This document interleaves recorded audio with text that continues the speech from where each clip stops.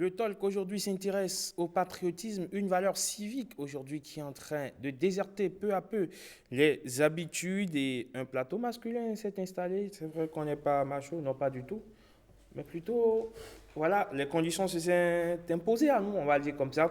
Et il y a un nouvel invité qui est sur ce plateau, c'est bien évidemment Monsieur Toussaint Sabo-Fanou, il est consultant en éducation. Bonjour Monsieur Sabo. Bonjour Raymond et bonjour à tous les téléspectateurs. Voilà, donc merci justement d'avoir accepté notre invitation parce que vous étiez aussi très matinal, vous étiez là, même avant le démarrage donc, de l'émission.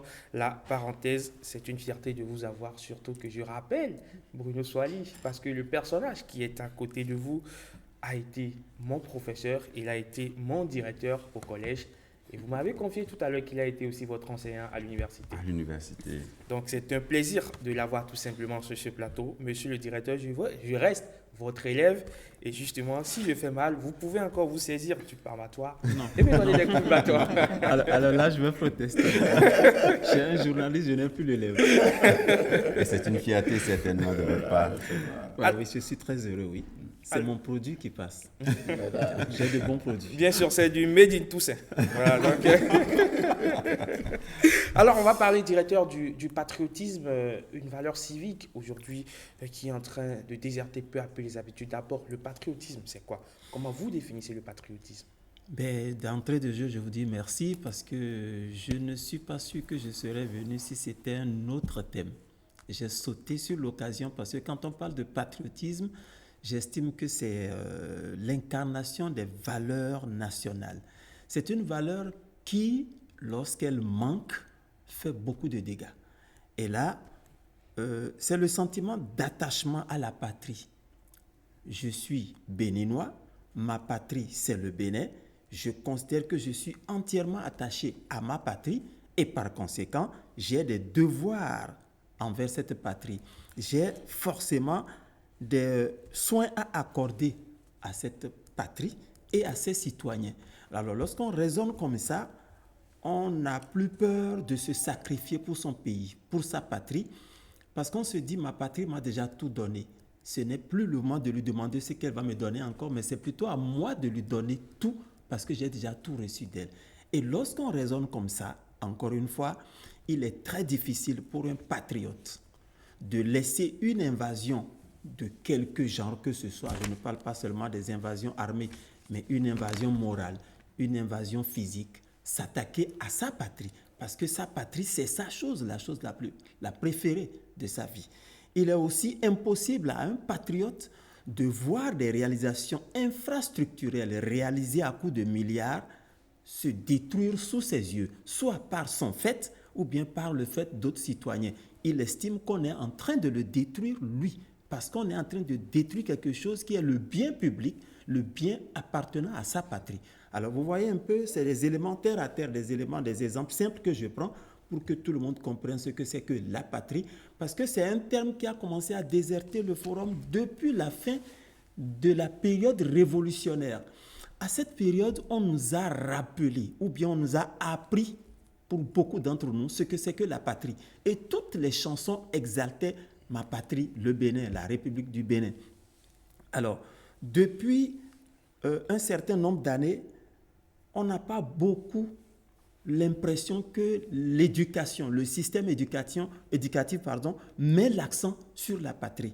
Et je suis plutôt très heureux de savoir qu'il y a des organes de presse qui se font le souci de rappeler à notre feu follet de mémoire ce que c'est que la patrie. Donc, voilà en quelques lignes ce que je peux dire de la patrie. Et quand on parle de patrie, on parlera forcément de civisme. Le civisme qui est, cette condition à respecter par un citoyen d'un pays. Condition qui l'oblige à respecter tout ce qui est aussi bien matériel, physique que moral dans son pays. Voilà. Merci beaucoup, donc, directeur. Professeur Léon Banibio-Bikou, on vous sait historien, on vous sait géographe. Vous avez donné un cours d'histoire tout à l'heure. Vous avez fait une démonstration scientifique et brillante tout à l'heure qui tire ses racines donc, dans l'histoire, bien évidemment.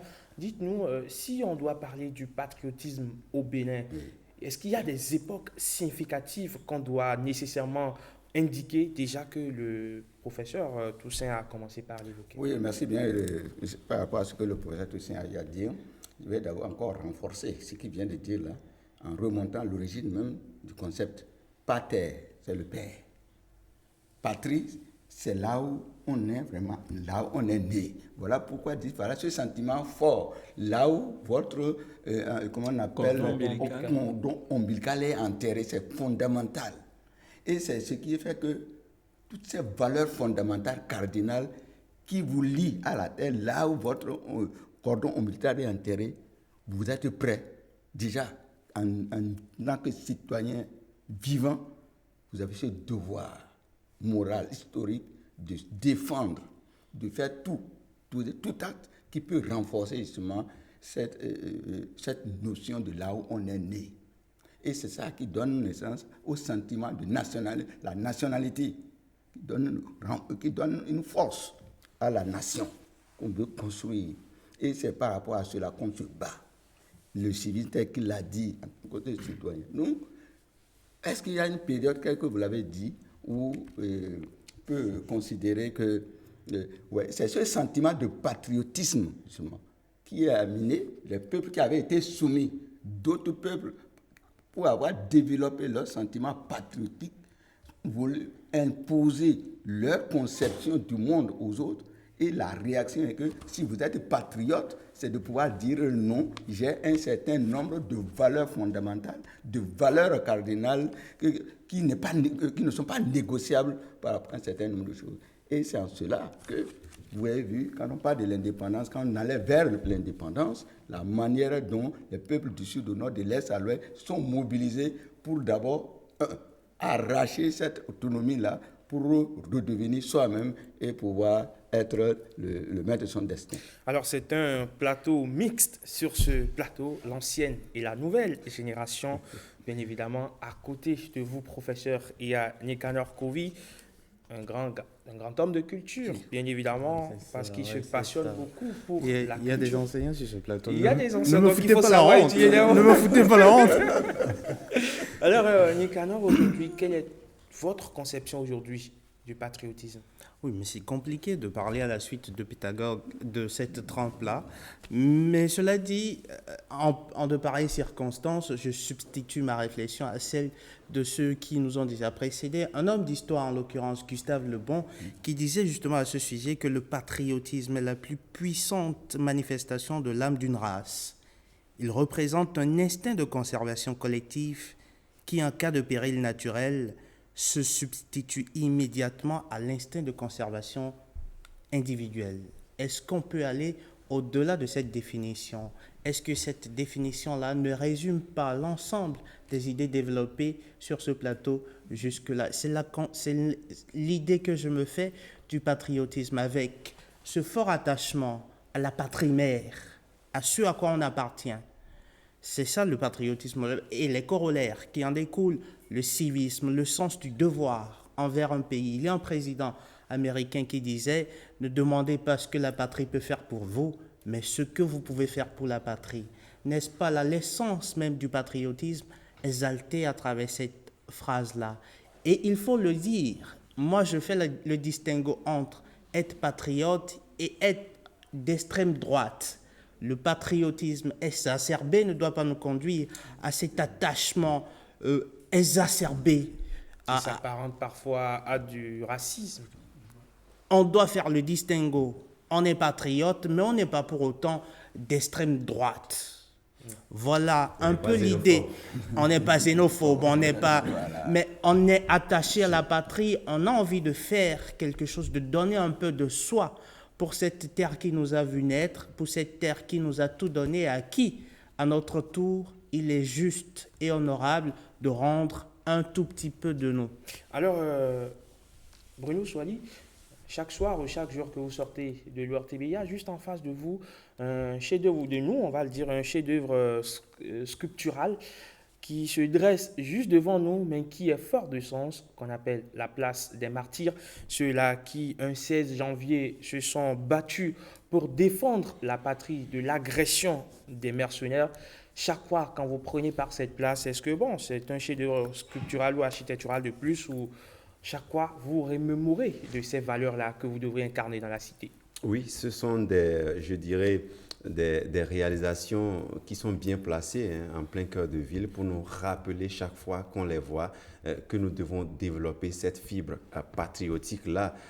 C'est le moment peut-être de saluer la mémoire des grands résistants béninois tels que du Dahomey, je dirais, tels que Béhanzin, Biogera, Kaba, ces gens-là qui, par patriotisme, et c'est le professeur qui Il y le a disait. aussi, on m'enseignait en histoire de la résistance des Hula et des Huida. Voilà, bon, j'ajoute cela.